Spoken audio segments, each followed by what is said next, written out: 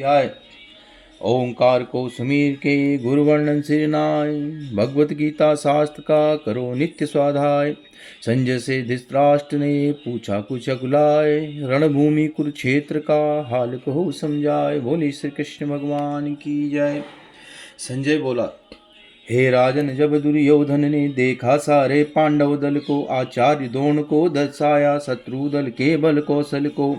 गुरुदेव देखिए व्यू रचना जो दिष्ट धुम्न ने जोड़ी है, उसके बल बुद्धि की जितनी तारीफ करूं सो तोड़ी है।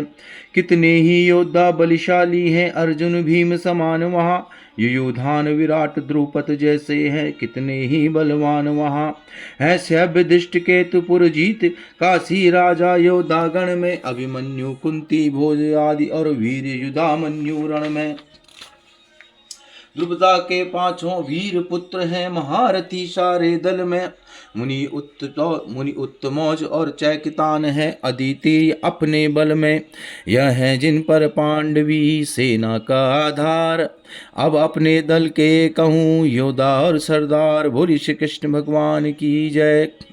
है आप भीष्म और कृपाचार्य, अश्वत्थामा बलवानों में गिनते हैं, भ्रूहि श्रावा को भी बलवानों बुद्धिमानों में। राजा विकर्ण और वीर कर्ण है, जिनकी धाक जमाने में, बस कर्ण अकेला काफी है शत्रु को मार गिराने में। मेरी सहायता और बहुत राजा गण करने आए हैं, दिखलाकर अपनी वीरताएं मेरा दम भरने आए हैं।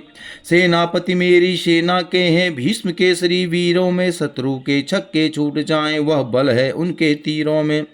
पांडव दल तो कुछ चीज नहीं, निश्चय यह मुझे अपार हुआ, पर वाह नहीं यदि भीम उधर उस सेना का सरदार हुआ। पर एक बात आवश्यक है, आता है जिसका ध्यान प्रभु, अर्जुन से रहना सावधान है वही विकट बलवान प्रभु। हो भीष्म पितामह की रक्षा, अर्जुन का वार न चल जाए, गुरुदेव तीर यह बरसाओ सारा ब्रह्मांड दहल जाए। जो कुछ दुर्योधन कहता था आचार्य समझते जाते थे, सुनते थे भीष्म सभी बातें मन ही मन में मुस्काते थे। शंख बजाया भीष्म ने यह सुनकर तत्काल, कांप उठे योद्धा सभी शब्द हुआ विकराल। बोली श्री कृष्ण भगवान की। इस पर मृदंग घड़ियाल शंख जंगी बाजों पर जोर हुआ, भेरी शहनाई गूंज उठे और खूब भयंकर शोर हुआ। भीष्म ने ज्यों ही शंख बजाया, दुर्योधन को साहस आया, सबने अपने शस्त्र समारे, बल के मद में हो मतवारे। श्री कृष्ण चंद्र जी और अर्जुन थे, नारायण और नर दोनों थे, जिसके आगे श्वेत अश्व बैठे थे उस रथ पर दोनों। था शंख जो उत्तम पांचजन्य, जब उसे बजाया मोहन ने, 14 भुवनों को एक बार फिर मानो थर्राया मोहन ने।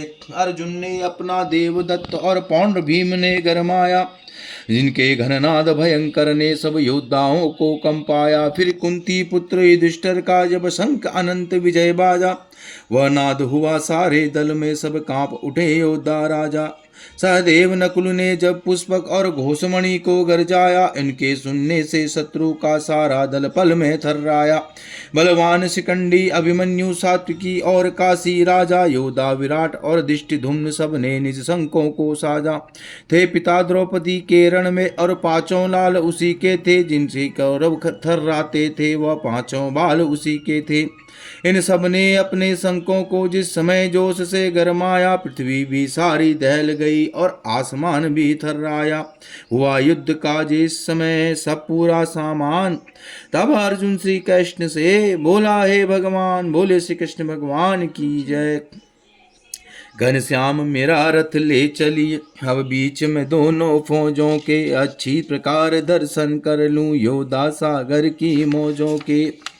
मैं देखूं उन योद्धाओं को जो हमसे लड़ने आए हैं, इस महायुद्ध में आहुति बनकर जो पढ़ने आए हैं।